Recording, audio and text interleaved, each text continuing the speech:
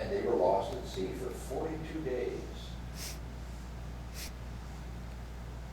eating up all the food, they'd eaten all the water that they had, and they were just drifting in the ocean.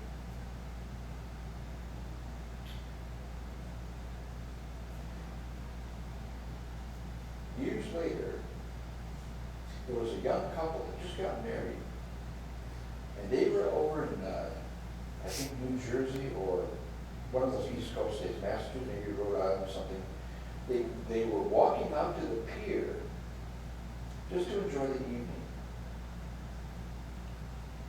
Shrimp salesman over in the corner, they were looking at the birds and all that. And then all of a sudden, this old guy, gnarled hands on a cane, was creaking along the pier, and he walked over to the shrimp guy and bought this bag of jumbo, super jumbo shrimp, the most expensive shrimp the guy was selling. And then took that bag out to the end of the pier and started throwing it up in the air. The gulls would swoop down and grab that shrimp. And they said, look at that crazy old dude. He's buying expensive shrimp and he's throwing it to scavenger gulls. What's the matter with him? You know, he's probably a little poo in the head. Well, the next week, the next Thursday night, before they left for another leg of their honeymoon, they went back to that pier again. Sure enough, there was that old guy out there, creaking out, bought a bag of shrimp, went out to the end of the pier and started throwing them to the gulls. Well, they couldn't stand it anymore. They went over to the shrimp guy and said, "Who's that nutcase out there throwing shrimp away like that?" And he said, "Don't you know who that is? That's Eddie Rickenbacker." Well, you know, who's he? These were young folks who didn't know the history of World War II and such. They said, well, he was a fighter pilot, World War I, and did a lot of training for the military, World War II. And he was lost at sea with his crew one time. And for 42 days out in the water, they'd eaten everything, and they were dying of thirst and exposure. And Eddie put an oar in the raft and was leaning against the oar. He put his shirt up on to try to catch the wind to blow it into the shipping lanes so they could be rescued. And he said he was so weak, just sitting there in the sun, his men were sleeping, and all of a sudden a seagull comes and lands on his head. And he very slowly reached up, grabbed the gull by its legs, and wrung its neck, pulled the feathers off, and they ripped the gull apart, and everyone ate a piece, raw meat, the guts, everything, even the webbing between the toes. And they ate the gull, everything, it was all gone. Chewed on the bones to get some of the marrow out. Most of the bones in a bird are hollow, so there's not much there. And they said that gull sacrificed its life to let those men live long enough, and they were rescued on the 42nd day.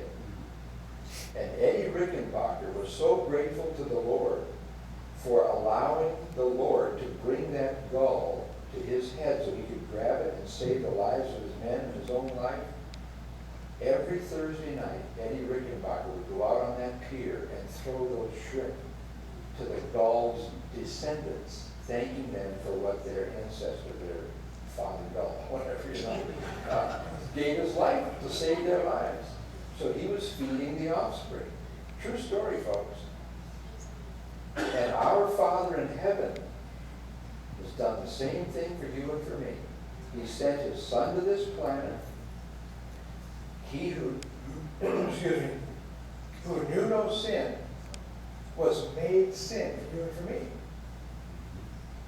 And he died in our place so we wouldn't have to. And God turned his back on his own Son, because God cannot tolerate sin.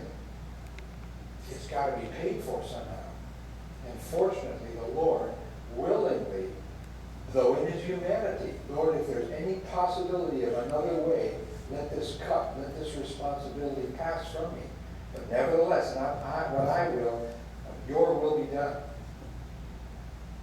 And Jesus took that death on the cross. Not the scourging and the whipping and all that. There were 10,000 people that were crucified in that time frame. What the Lord sacrificed for was that separation when God turned his back and he cries out, "Why have you forsaken me?" Quoting the Psalms. Why have you turn your back on me? For all eternity, they'd never been separated. And then God the Father had to turn his back on his own Son because of the horribleness of sin.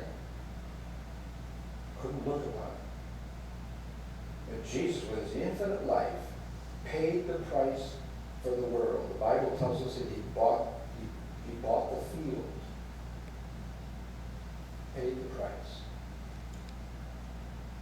And God accepted that sacrifice and raised him from the dead.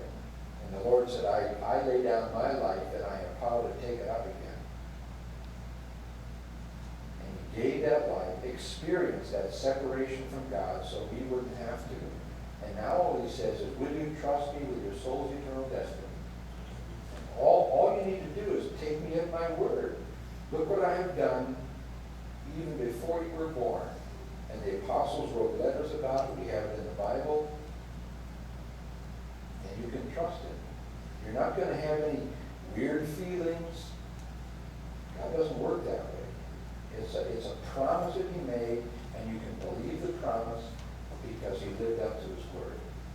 That's the key. Trust him, and he promised you, I will never leave you. I'll take you through troubled times, and then I'll take you home with me and you can live with me in paradise. That's what salvation's about. Somebody else took the hit for you and for me. That's the good news of the gospel. All right? Pastor?